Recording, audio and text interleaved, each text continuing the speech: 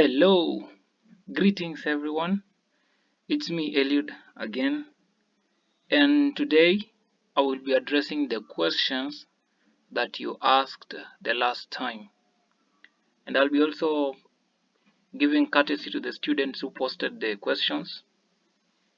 So, first, I will give you the questions each and the student who posted them, and then after that, I will address each question one by one. So, question one from Cornelius.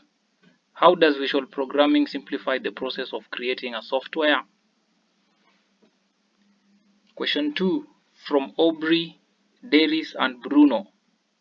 Is it possible to create games and animate using visual programming? Question 3 posted by Billy the Goat, aka greatest of all time. What is the primary benefit of visual programming? Question 4 posted by Lois Praise. The rules that are followed when writing a program using an application are called. The blocks used to make animations are called. Okay. Question 6 posted by Wayne Sidney and Valerie Denise. Terminologies used in visual programming applications. Question 7 posted by Valerie Denise, Havila and Cyril Ndala. What is the other name of visual programming? Question 9, I think, posted by Havila and Mary. What are the applications of visual programming in our daily lives?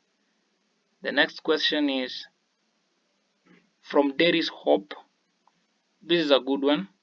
Can someone create his or her own sprite? Can someone create his or her own movements or sounds? And then one of the best questions from my boy Bruno G. Bruno Joseph, Bruno G, aka there is only one Bruno. Visual programming in creating personal automation, controlling smart devices and robots, and doing data analysis. And is someone able to publish his or her own game or apps using visual programming and post them to the World Wide Web for the world to see? And what are the costs of buying robotic components and tips? That is one of the best questions so far. So I will address each question one by one. So as we saw, question 1 was from Cornelius. How does visual programming simplify the process of creating software?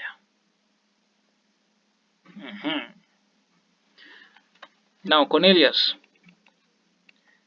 we've learned about visual programming, what it is, and you now know most of the building blocks, the sprites, movements, controls, and everything. Now, visual programming uses drag and drop blocks instead of typing long lines of code. Visual programming is just there to give you the concept of programming. These are the building blocks. For example, if you want to learn maths, you need to know numbers. If you want to learn English, you need to know the letters of the alphabet. So if you want to learn programming, you first need to know visual programming, something like Scratch. But this thing just needs to show you what you need to know or what programming really is. The real programming is done by writing lines of code. You write the lines of code in your computer, and then you get to execute them, as I had said earlier. But this one will just help you to understand more of what it is about. So one, it makes it easier for beginners because there is no need to remember complex syntax. You can see the logic flow clearly as the connected blocks, and it reduces error caused by spelling or typing mistakes because there is no typing. You just drag and drop. You just drag and drop. You drag and you drop. there is nothing we are typing or texting, or for example the typing that can be is just that one. So how does visual programming simplify the process of creating software? It simplifies it because we do not need to type, we do not need to remember the syntax, we just need to drag and drop. That is very simple. So that is how it simplifies the process of programming. Okay, Cornelius. Question number 2 from Bruno G, Aubrey, and there is Hope. I combined the question because they all were asking the same question. Is it possible to create games and animals using visual programming? Or games and animations, not animals, sorry. Yes, in Scratch you can. You can create games like racing, quizzes, or puzzles, make animated animals that move, talk, or react to events, and you can even combine an animal that's the main character in a game. Now, that will be a topic for another day. Today we are just addressing the questions. It is possible to create your own games. Okay? Now, from Billy the Goat, aka greatest of all time. Billy anauliza, what is the primary benefit of visual programming? Now, the primary benefit is to help you to understand, even for you as a beginner, because you can see and control how the program works step by step without worrying about complicated typing. So it's just a building block. It needs to help you to know the concepts of programming. Okay, that is the benefit of visual programming. It helps students to know the concept of programming, because programming is not just about dragging and dropping. Programming is not just about dragging and dropping. It is about writing lines of code. And when you will reach the university level of, or if you will do computer studies in high school, then you will know more about programming. It's not just about dragging, dropping, but there are something like loops, there are events, there are control statements, wait, loops, events, all these, they are there, but you write them like in a text editor. You write them down, lines, we call them code, executing a code. But for you to understand, we first need to show you this drag and drop style, so that you will know more when you come to university or high school, senior secondary, that's how you call it right now. Okay, so it is easy to learn and understand, and it helps us to understand the concept of programming. Question number 4 by Lois Praise. The rules that are followed when writing a program using an application is called, well, that's called syntax in text coding or programming rules. Kama uko na calculator unaonanga inakwambia syntax error, that means you have not arranged something well. Okay, you have not followed the rules of BODMAS, you have not followed the rules of how to arrange your numbers. For example, you cannot do what, 5 times divide 4. That is a syntax error, right? So the rules that are followed when writing a program are called syntax. Those are the rules. Like, you cannot write code that is gibberish. You just write, no. You need to know the rules. Like, for example, you cannot loop, you cannot create a volume and then you change volume by -10, and then on top of it you change by -100 before initializing the 100%, and then so you cannot subtract something that is not there. So that is a syntax error. That's just an example. So those are the rules. The rules are called syntax. Question number 5. The blocks used to make animations are called, okay, that is still a question by Lois Praise. Lois Praise, we talked about this in the first 2 videos. I hope you are listening very carefully. And in Scratch, blocks for animations often come from the motions, looks, and events categories. These are sometimes called code blocks or script blocks. So the blocks that are used to make animations are called motion. Okay, So motion, for example, you can move, you can turn, you can go to, you can glide. That's why we call them motion. So these blocks are what are used to make animations. Okay, Lois Praise, they are called motion blocks right here. We also have looks blocks, sound blocks, event blocks, control blocks, sensing blocks, operators, up to down there. Now, terminologies used in visual programming applications. Hii swali imekuwa posted by Valerie Dennis and Wayne Sydney. Out of all people, Valerie, all this time, you don't know what are the terminologies. Well, here are the terminologies. The stage. Hapa penye tuna drag vitu. All of this place is what we call the stage. And then we have the sprite. The sprite is this thing, the character, the main character here. We have more right here. These are the sprites. Okay, good. And then we have the costume. The costume is what the sprite wears. Okay, and then we have a backdrop. The backdrop is the background image. For example, this one here. This one is these are what we call the backdrop right there. We have the script.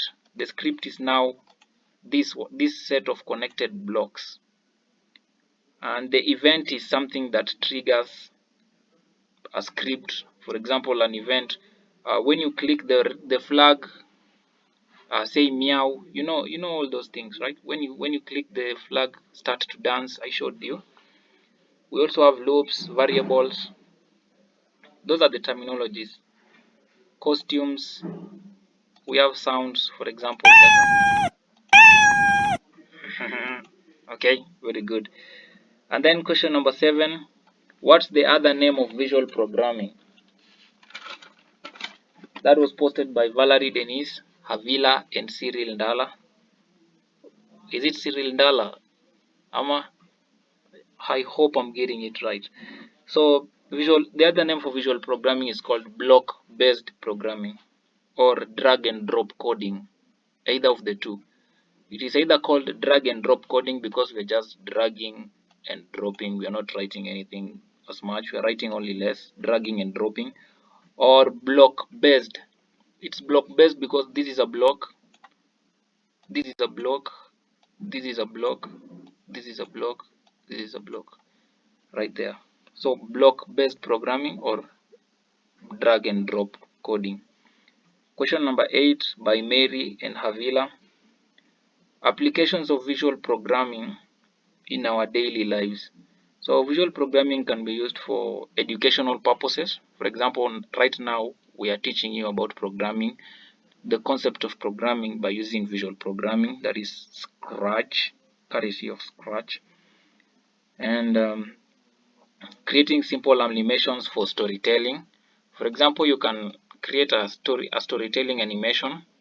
Hizo zenye mnaonanga YouTube, mostly cartoons, but it's ndo ufike hiyo point ya create cartoons, then you need to have mastered all these concepts of visual programming. Okay, also making interactive presentations. For example, if you are presenting a project, mkifika high school mtajua what presentation is. Unaenda hapo mbele ya watu and then you show them what you have created. So when you are presenting, you can use this visual programming. And also designing up prototypes, such things. Okay, question number 9 by There is Hope. This is one of the best questions, followed by the Bruno G one. Can someone create their own sprite? Can someone create their own movements? Can someone create or upload their own sounds? For example, this sprite inakaa hivi, lakini wewe unataka, wewe unajua pusia ikaangi hivi, or you want your own cat. So can you create your own cat? That's the question. And the question is actually yes, you can create your own cat. The thing is, you need more than just understanding what it is. You first need to know most of these things, then you will get to the part of creating your own sprites. Okay, creating your own giraffe, creating your own glasses, what. The main application, this is just a web version, but we have the main application which you download it. That one will enable you to upload images or drawings, and then the drawings can then be mapped into sprite characters. Okay, so it is possible to create your own sprite. Okay, Darius? And it is also possible to create your own movements and sounds, right? For example, this motion, I don't know if it's down here. Here, you can make a block. So making a block is like you are creating your own movement. So you'll create your block name like we call it drive, and then you can add an input, whether it's a number or a text. You add a boolean value, for example, is it true or a false, but we don't need a boolean right here. You can add a label, run without screen refresh, and then you click OK, and there is our block called drive. So we have created our motion, which is a movement. We have created our motion, our own, but that is just a small thing. So you can create a sprite of a car, and then you create drive right here, and then you define it, such things. Okay, so you can create your own movements. And sounds, yes, you can also create your own sounds. For example, here we have that sound. You can come here, and then you see this point here, we can record it. So you can record your own sound, and then you upload it to this part. I cannot record it because I am currently recording my screen, so it will be a race condition. Okay, so it is possible to create your own sprites, to create your own movements, and to create your own sounds. Question number 10, which is one of the best questions, by Bruno Joseph. Visual programming in personal automation, controlling smart devices, robots, and data analysis. So some visual programming tools like MBlock, Blockly, and Node-RED will let you automate daily tasks on a computer. Now Scratch is not meant for that. Scratch is not meant for that. Okay, Bruno Joseph. But there are other applications like Scratch. For example, an application called MBlock and Blockly, which help you automate daily tasks on a computer, and they can also help you control smart home devices. And you can also program robots. Now, programming robots, you need a program called Arduino or Lego Mindstorms, and do basic data analysis visually. So that cannot be done on Scratch. Scratch is just meant to show you what programming really is in a visual way. It helps you visualize programming, but the real programming is done by coding. I repeat, the real programming is done by writing lines of code. Or what most people do today is what we call vibe coding. Vibe coding is using artificial intelligence to code. You just tell the AI, you tell it what you want to create, and then it gives you a paragraph of the code or the line of code, and then you input it in your code editor, and then you run it, execute it. So can someone publish his or her game or app using visual programming? Yes, it is possible. You can share your project online with the Scratch community. You can, for example, after you have created your own sprite and it's very good, and you want people to see it, you want people to know what you have done, then you can save your copy to the computer and share it to the world to see. It is possible. Is it possible to create a game? Creating a game is possible, but you need to understand more than just these small things. You need to understand more than just these small things in order for you to create a game. Okay, and also yeah, what are the costs of buying components for creating robots and tips? Bruno G, I've seen that you like most of robotics, and basic kits for robotics can cost $50 to $150.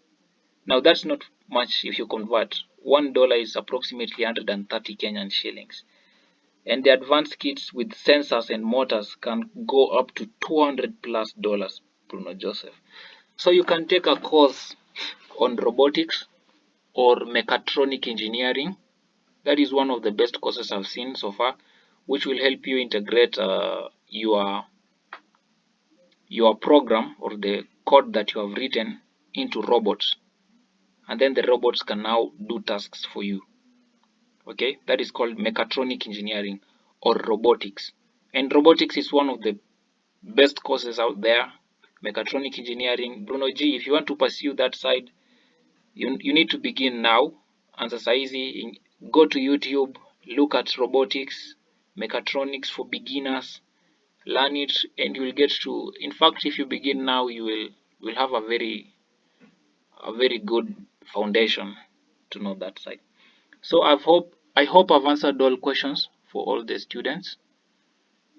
And now the next project or the next video, Madam Esther will text me for more, and then I will know which part to take you through. Okay, that's it for today. Have a great day. Have a great evening. God bless you, and thank you. Bye bye.